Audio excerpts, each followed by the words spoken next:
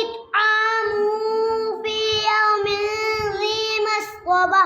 يتيما ذا مقربة أو مسكينا ذا متربة ثم كان من الذين آمنوا وتواصوا بالصبر وتواصوا بالمرحمة أولئك أصحاب الميمنة والذين كفروا بآياتنا هم أصحاب المشأمة عليهم نار مؤصدة صدق